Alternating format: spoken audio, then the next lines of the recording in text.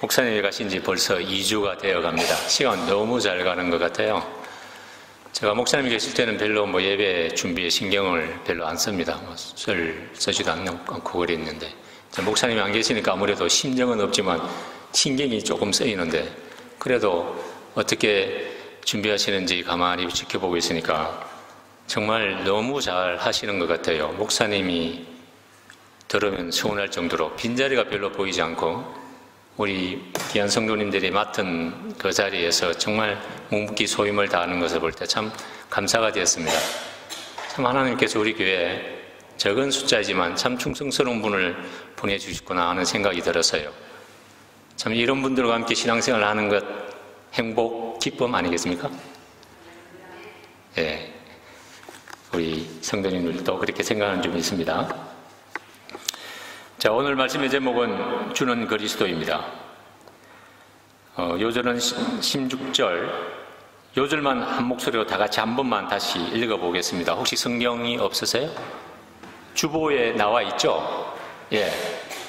자, 16절 시작. 시몬 베드로가 대답하여 가로되 주는 그리스도시요 살아계신 하나님의 아들이시니이다. 기도하겠습니다. 하나님 아버지, 귀한 예배를 우리 성도님들이 마음을 대해서 주님이 기뻐하시는 예배로 드리기를 소원하고 이 자리에 나와사오니 주님, 저희들의 마음을 주장하여 주셔서 하나님이 기뻐 받으시는 예배로 드리는 한 시간이 되도록 축복하여 주시옵소서.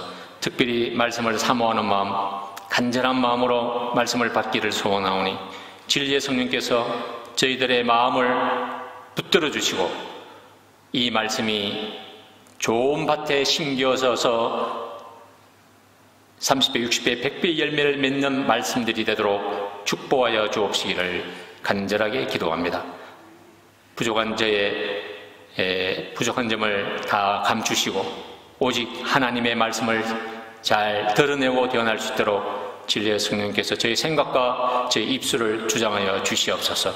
오직 성령님을 의지합니다. 예수님의 이름으로 기도합니다. 아멘.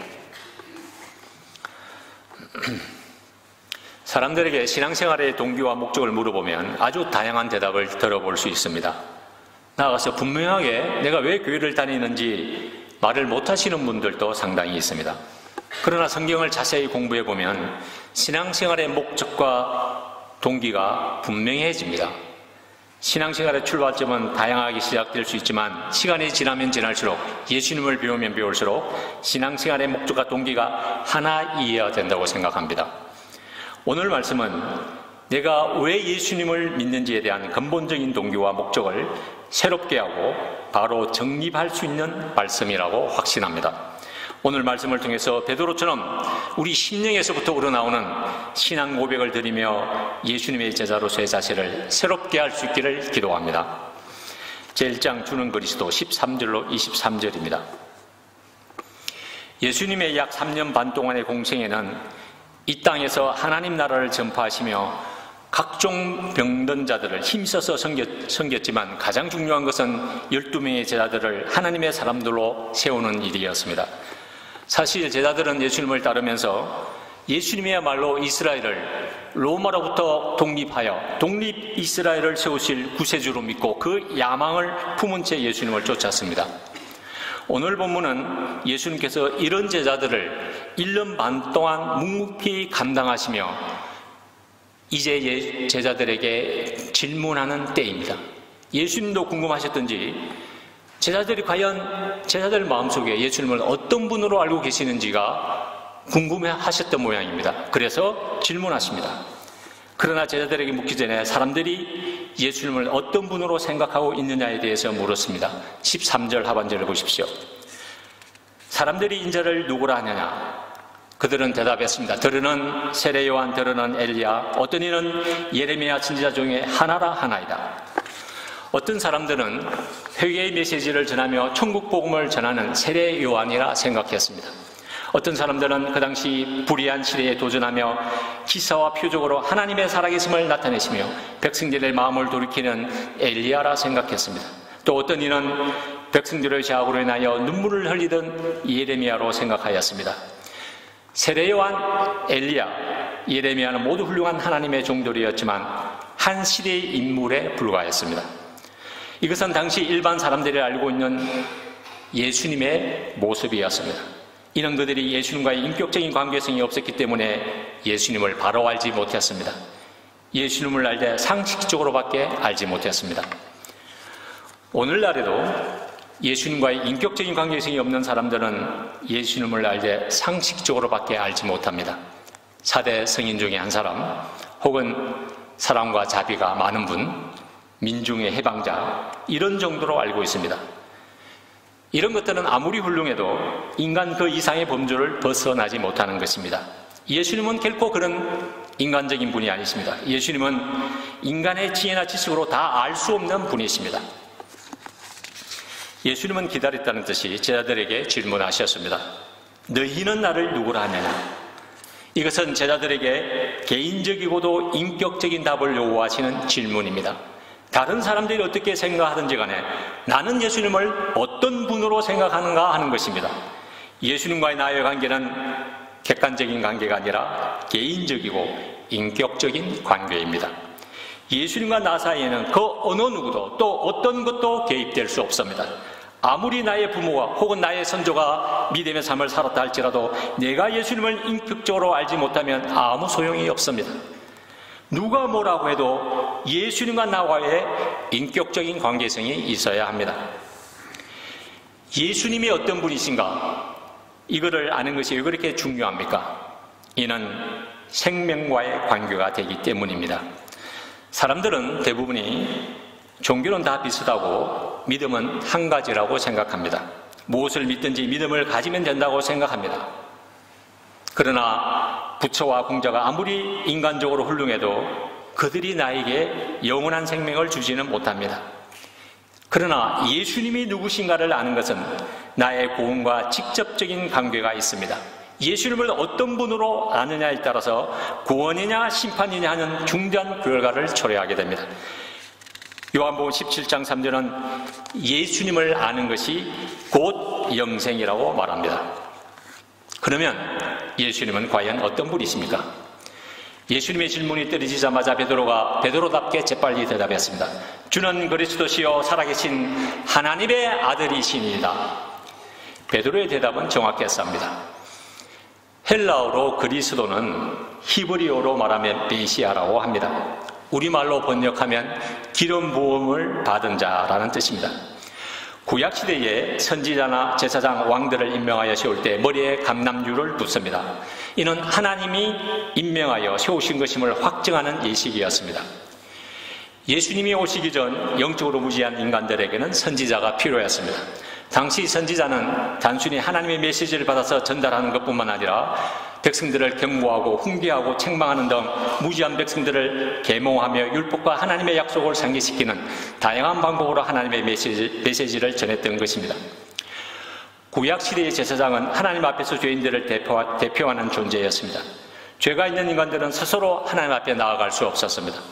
누군가가 인간들의 죄와 죄책을 가지고 하나님 앞에 나아가서 속죄의 제사를 드릴 사람이 필요했습니다. 그래서 하나님은 제사장을 세우셔서 죄인들을 대신해 속죄의 제사를 드리게 하셨습니다. 하나님은 제사장이 드리는 속죄의 제사를 받으시고 죄악된 인간과의 화목의 역사를 이루셨습니다.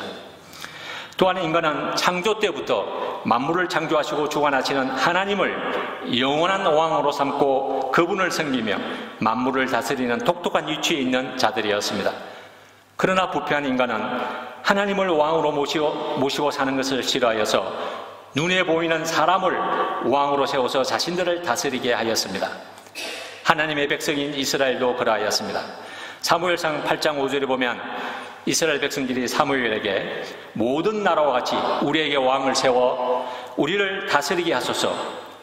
하나님은 결코 기뻐하시지 않으셨지만 그들의 요구대로 왕을 세우고 그 법도를 가르치라고 허락하셨습니다. 인간들은 자기들을 대신해서 싸워줄 왕을 원하였던 것입니다.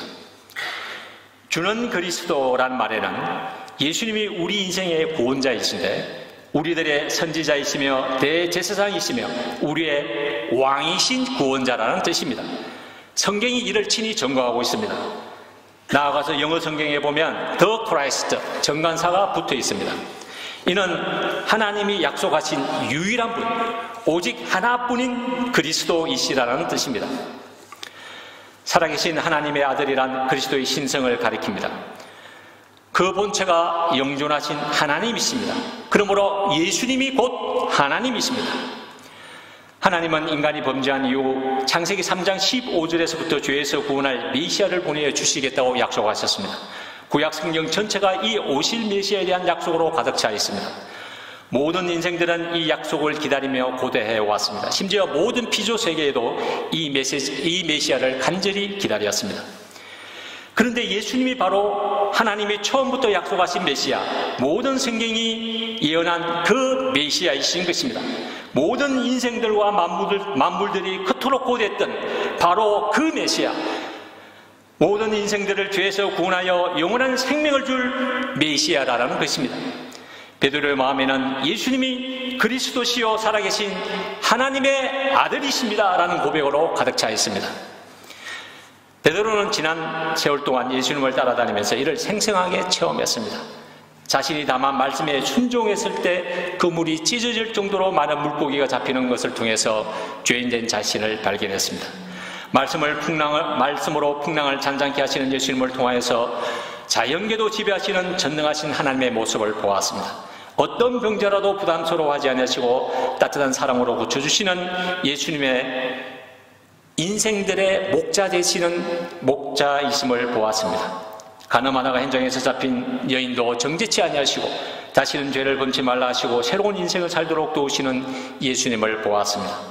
죽은 지 나흘이나 된 나사로를 살리시는 예수님을 보았습니다. 베드로가 체험한 예수님은 바로 자신의 그리스도이셨습니다. 그는 고백하였습니다. 주는 그리스도시요 살아계신 하나님의 아들이시니이다. 이 신앙 고백은 기독교 신앙의 근본이 되는 고백입니다. 로마서 10장 9절에서는 내가 만일 내 입으로 예수를 주로 시인하며 또 하나님께서 그를 죽은 자 가운데서 살리신 것을 내 마음에 믿으면 구원을 얻으리라. 예수님을 주로 시인한다는 것은 예수님만이 나의 구원자이시며 나의 왕이시며 내 인생의 주인이심을 고백하는 것입니다. 지금 당장 죽음이 나를 기다린다고 할지라도 예수님은 나의 왕이시며 나의 유일한 구원자임을 고백한다는 뜻입니다. 초대교회 성도들은 극심한 핍박 중에 내놓고 내가 그리스도인이라고 말할 수 없었습니다. 말하는 순간 잡혀가서 사자밥이 되거나 죽음을 맹기 어려웠기 때문입니다. 그러나 이들은 신앙을 버리지 아니하고 뿔뿔이 흩어지거나 지하동굴인 카타콤으로 숨어 신앙을 지켰습니다. 이때 이들은 그리스도인이라는 것을 서로에게 항의시켜주는 암호 같은 것이 있었는데 그것이 물고기 그림이었습니다. 물고기는 헬라어로 익투스라고 하는데 이는 헬라어 예수, 그리스도, 하나님, 아들, 구세주의 단어에 이니셜을 따서 한 단어를 만들면 바로 익투스가 됩니다. 그래서 물고기 그림을 그려서 보여주면 이 사람이 예수님을 하나님의 아들 그리스도임을 믿는 그리스도인이라는 것을 증거해 주었던 것입니다. 그러다가 로마 군병들에게 붙잡히면 결코 신앙을 저버리지 아니하고 예수님이 나의 그리스도임을 시인하고 고백했습니다. 그들은 어떤 불이익을 당한다 할지라도 타협하지 아니하고 생명의 위협을 무릅쓰면서도 예수님을 그리스도로 고백했습니다. 모든 주님의 종들은 그들의 일생 가운데 이 신앙 고백이 살아있습니다.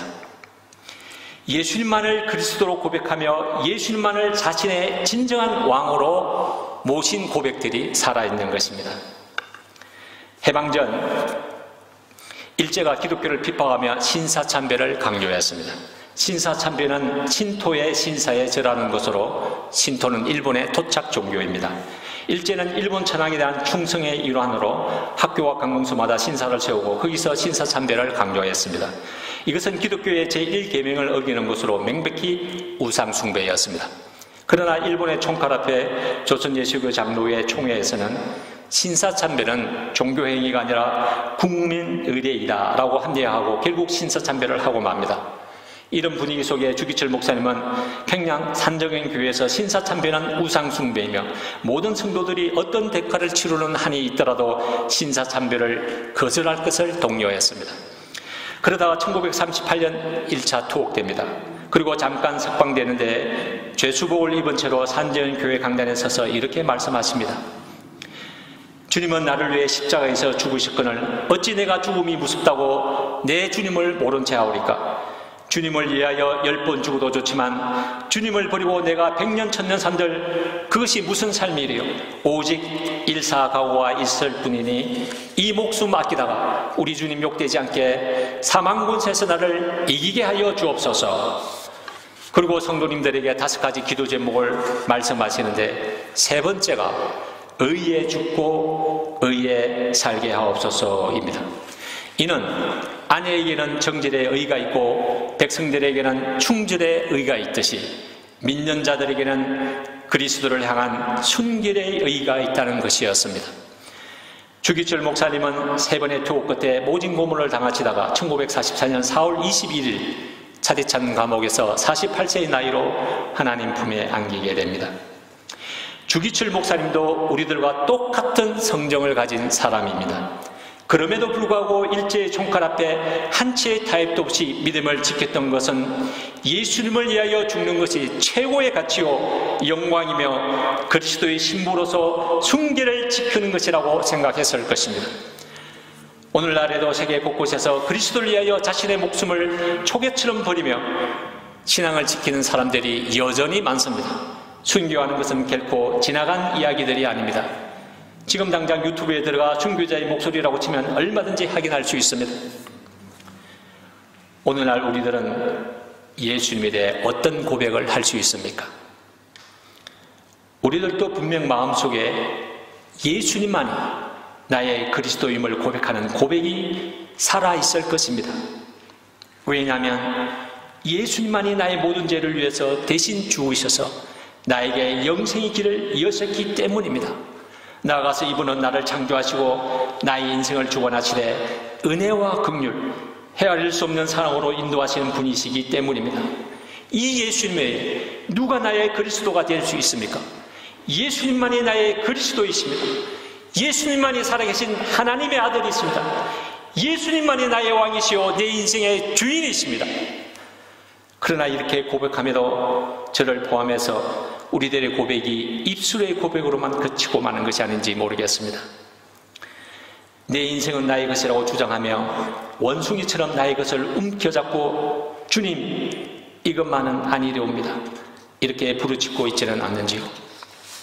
이 시간 하나님께서 은혜를 주셔서 우리의 중심에서 우러나오는 신앙 고백을 들을 수 있기를 간절히 기도합니다. 나아가서 우리들의 삶이 이런 신앙 고백에 살아있는 삶이 되시기를 주님의 이름으로 축복합니다. 주는 그리스도시요 살아계신 하나님의 아들이시니이다. 다 같이 한번 해보겠습니다. 시작. 주는 그리스도시요 살아계신 하나님의 아들이시니이다. 베드로가 이런 신앙 고백을 한 것은 하나님의 계시로 말미암은 것입니다. 17절을 다 같이 보겠습니다. 예수께서 가라사대 바이오나 시모나 내가 복이 있도다. 이를 내게 알게 한 이는 혈육이 아니요 하늘에 계신 내 아버지시니라. 에베소서 1장 17절은 영광의 아버지께서 지혜와 계시의 영을 주실 때만이 하나님을 알 수 있다고 말하고 있습니다. 인간의 지식과 지혜와 직관으로는 예수님이 어떤 분이신가를 알 수 없습니다. 이는 오직 위로부터 계시가 임해야 됩니다. 계시의 영은 겸손한 자에게만 주어지는 하나님의 선물입니다. 18절을 보십시오. 또 내가 내게 이르노니 너는 베드로라. 내가 이 반석 위에 내 교회를 세우리니 엄보의 권세가 이기지 못하리라. 여기서 반석은 베드로의 신앙 고백을 의미합니다. 캐톨릭에서는 교회의 절대 권위를 세우기 위해서 반석을 베드로라고 하였습니다. 그러나 불완전한 베드로가 교회의 반석이 될 수 없습니다. 베드로는 얼마 후 사단이라는 책망을 듣습니다. 반석 대신 그리스도만이 교회의 기초가 될 수 있습니다. 그러므로 18절은 이런 뜻입니다. 너의 이름은 베드로라. 그리고 내가 고백한 진리는 반석이라. 내가 그 반석 위에 내 교회를 세우리라. 여기서 교회는 건물이나 제도나 조직을 의미하는 것이 아닙니다. 교회는 엄밀히 말해서 예수님을 그리스도로 고백한 사람들의 공동체를 뜻합니다. 이 교회의 권세가 어떠합니까? 엄보의 권세가 이기지 못합니다. 이는 그리스도께서 부활하심으로 죽음의 권세를 이기셨기 때문입니다. 그러므로 죽음의 권세가 결코 교회를 이길 수 없는 것입니다. 19절은 예수님께서 베드로와 같이 신앙 고백을 한 자들에게 천국 열쇠를 주시는 것을 볼 수 있습니다. 이는 복음 전파자로서의 특권을 주시고 그들을 통하여서 구원의 역사를 친히 이루어 나가고 계신다는 것입니다. 예수님은 아직 때가 되지 않았으므로 자신이 그리스도인 것을 아무에게도 이르지 말라 경계하셨습니다. 21절을 보십시오. 이때로부터 예수 그리스도께서 자기가 예루살렘에 올라가 장로들과 대제사장들과 서기관들에게 많은 고난을 받고 죽임을 당하고 제3일에 살아나야 할 것을 제자들에게 비로소 가르치시니, 예수님은 마스터라고 하심으로 반드시 겪어야 할 과정임을 강조하고 계십니다. 예수님은 하나님의 뜻을 따라 고난과 죽으심을 통해 그리스도요 왕이 되셨습니다. 예수님은 죽으심을 통해서, 예수님의 죽으심은 예언의 성취요 하나님의 뜻에 순종하는 것이었습니다. 예수님께 주신 하나님의 뜻은 세상 죄를 위해 하나님의 어린 양으로서 십자가에 못 박혀 죽는 것이었습니다. 사람들은 다 살기를 원하지 죽기를 원하지 않습니다. 세상에 거꾸로 매달려 살아도 살기를 원합니다. 살아도 편히 살기를 원합니다. 아무도 고난을 원치 않습니다. 또 죽더라도 고통 없이 편안히 죽기를 원합니다. 그러나 예수님은 우리 죄 때문에 많은 고난을 당하셨습니다. 예수님은 너무 고난을 많이 받으셔서 슬픔의 주가 되셨습니다. 예수님은 우리 죄를 속하시기 위해 하나님의 어린 양으로서 온전한 희생제물이 되셨습니다.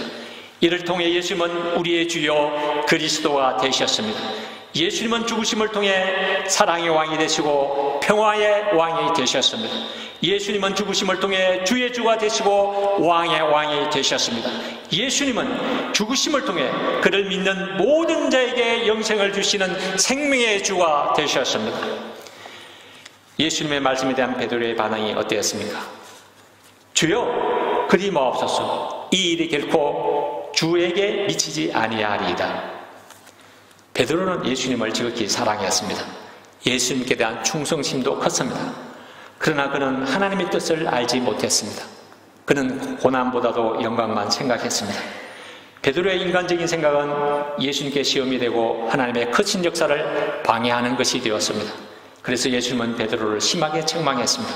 사단아, 내 뒤로 물러가라. 너는 나를 넘어지게 하는 자로다. 내가 하나님의 일을 생각지 아니하고 도리어 사람의 일을 생각하는도다. 사람의 일이 아무리 선하다 할지라도 하나님의 뜻에 기초하지 아니할 때 결국 하나님의 역사를 방해하는 사단적인 생각이 되어버립니다. 제2장 제자의 길 24절로 28절입니다. 여기서는 예수님을 따르는 제자들의 기본 자세에 대해서 말씀하십니다. 첫째는 자기 부인입니다. 자기 부인이란 자기 인격이나 개성을 말살하라는 뜻이 아닙니다. 자기 부인이란 자기 생각, 자기 계획보다도 하나님의 뜻을 앞세우는 것입니다. 내가 하나님께 원하는 것보다 하나님이 내게 원하시는 것을 따르라는 것입니다. 이사야서 55장 8절 9절은 여호와의 말씀에 내 생각은 너희 생각과 다르며 내 길은 너희 길과 달라서 하늘이 땅보다 높은 같이 내 길은 너희 길보다 높으며 내 생각은 너희 생각보다 높음이라. 우리는 부분적으로 보고 좁은 눈으로 보지만 하나님은 전체적으로 보십니다.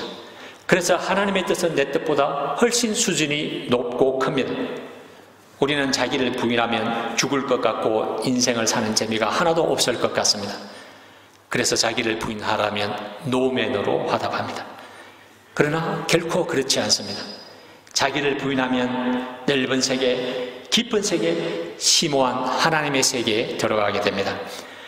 하나님은 우리에 대한 베스트 플랜을 가지고 베스트 웨이로 인도하십니다. 그러므로 내가 원하는 삶보다도 하나님이 원하는 삶을 살아야 합니다. 둘째는 자기 십자가입니다. 자기 십자가는 예수님을 따르는 데 있어서 자신이 감당해야 할 십자가입니다. 우리가 힘든 세상에서 하루하루 살아나가기도 힘드는데 왜 사명의 십자가까지 져야만 하는가 생각이 듭니다. 그런데 이 사명의 십자가를 지지 않으면 우리는 반드시 죄의 십자가 그리고 여러 가지 삶의 십자가를 지게 되어 있습니다. 사람들은 사명의 십자가가 부담스러워서 교회를 다니더라도 유별나게 다니지 말고 그냥 예배만 왔다 갔다 할 수 있는 데를 찾습니다. 누가 반가이 맞아주는 것도 부담스러워합니다. 거기에다가 많은 목회자들의 설교를 보면 적극적으로 제자의 길을 가르치기보다는 예수 믿고 축복받고 번영한다는 식의 설교가 훨씬 많습니다. 그렇지 않아도 우리 마음에는 세상적인 욕심과 작된 본성들이 가득 차 있는데 그 욕심에 맞는 설교를 하니 얼마나 좋아하겠습니까? 요즘 한국 교회를 보면 세상적으로 잘되고 축복받는 것이 믿음이 좋은 것으로 착각하게 만드는 설교가 얼마나 많은지 모르겠습니다. 물론 하나님께서는 믿음으로 사는 자들이 영혼이 잘됨 같이 범사가 잘되기를 원하실 것입니다. 그러나 분명한 것은 범사가 잘되고 행통하게 하는 것도 나의 형통을 통해 이웃을 형통하게 하는 축복의 통로로서의 형통입니다. 결코 나 혼자만의 잘 먹고 잘 사는 것의 형통이 아닌 것입니다. 나아가서 성경에 가르치면 십자가 없는 영광은 가르치지 않습니다. 십자가를 통한 부활의 영광에 이르듯이 십자가 후에 올 영광을 가르칩니다. 사도 바울은 로마서 8장 17절에서 우리가 그와 함께 영광을 받기 위하여 고난도 함께 받아야 할 것이니라 분명히 말하고 있습니다. 오늘 우리 손승호 안수 집사님도 그렇게 기도하지 않았습니까? 우리 중에는 우리 주님 때문에 예배의 동영상을 매주 제작하며 또 매주 토요일 카라 챔버 오케스트라 연습을 합니다. 한 달 전부터 찬양곡을 고르고 찬양 인도를 준비하고 한 달에 한 번씩 포토락을 준비하는 것도 즐거운 마음으로 하고 있습니다. 식구 식당 봉사로 애를 많이 했습니다. 반주로 기꺼이 수고를 마다하지 않습니다. 이 모든 것들은 예수님을 그리스도로 고백하는 성도님들이 지는 십자가입니다. 십자가는 겉으로 보면 부담스러워 보이지만 십자가는 우리를 능력 있게 합니다. 십자가를 통해서 나의 지체를 불의의 빙기로 드리지 않고 의의 빙기로 드릴 수 있습니다. 십자가를 통해서 예수님을 더욱 닮고 배울 수 있습니다. 십자가를 통해서 주님이 나의 그리스도이심을 고백하는 삶을 살 수 있는 것입니다. 예수님은 계속해서 생명을 얻는 길을 가르쳐 주십니다. 누구든지 제 목숨을 공고자면 잃을 것이요 누구든지 나를 위하여 제 목숨을 잃으면 찾으리라. 사람이 만일 온 천하를 얻고도 제 목숨을 잃으면 무엇이 유익하리요? 사람이 무엇을 주고 제 목숨을 바꾸겠느냐? 사람이 자기를 위해 살 때는 모든 것을 얻을 것 같지만 실상은 다 잃습니다. 그러나 주와 복음을 위해 자신을 드리면 망할 것 같지만 반대로 모든 것을 얻게 됩니다. 예수님은 나의 주요 그리스도가 되시기 때문에 나의 전 인생을 들여서 섬길 만한 절대 가치가 있는 분이십니다. 장차 예수님께서 영광의 모습으로 오실 때 각 사람의 행한 모든 것을 갚아주십니다. 예수님의 재림을 믿는 자들은 그 마음에 산 소망이 있기 때문에 이 땅에 사는 날 동안에도 죽음을 맛보지 않습니다. 중국 선교의 아버지라 불리는 허드슨 테일러에게 어느 날 2명의 신학생이 찾아왔습니다. 그리고 묻습니다. 선교사님은 어떻게 이런 중국이라는 나라에서 선교를 하게 하십니까? 이때 선교사님께서는 단호하게 주저없이 말씀합니다. 내가 중국에서 선교를 하는 것은 중국이 좋아서가 아닙니다. 또한 이곳에서 사는 것이 즐거운 것도 아닙니다. 제가 이곳을 원하지도 않고 즐겁지도 않음에도 불구하고 이곳에 와서 헌신하는 이유는 그리스도께서 나를 위해 죽으셨기 때문입니다. 어떻게 제가 좋아하는 일만 하다가 주님 앞에 갈 수 있습니까? 이 시간 예수님께서 나에게 물었습니다. 너희는 나를 누구라 하느냐? 이 물음 앞에 주는 그리스도시요 살아계신 하나님의 아들이십니다. 신앙 고백할 수 있기를 빕니다. 이 고백 위에 날마다 자기를 부인하고 자기 십자가를 지는 삶을 통해 영광스러운 삶을 살 수 있기를 간절히 기도합니다. 기도하겠습니다. 하나님 아버지, 주님은 그리스도시요 살아계신 하나님의 아들이십니다. 주님은 나의 선지자, 대제사장, 왕이십니다. 내 인생의 주님이십니다. 주인이십니다. 주님, 나를 위해서 자신의 목숨을 기꺼이 내어드린 그 희생의 사랑으로 나를 살려주신 이 주님을 나의 왕으로 모시고 사는 은혜와 특권을 주셔서 감사합니다. 이분은 영원히 변하지 아니하실 나의 왕이시고 주인이심을 고백하오니 우리의 삶이 주님이 왕이심을 고백하며 주님이 내 인생의 주인이심을 고백하는 삶이 되는 그런 정거가 있는 삶이 되게 축복하여 주시옵소서.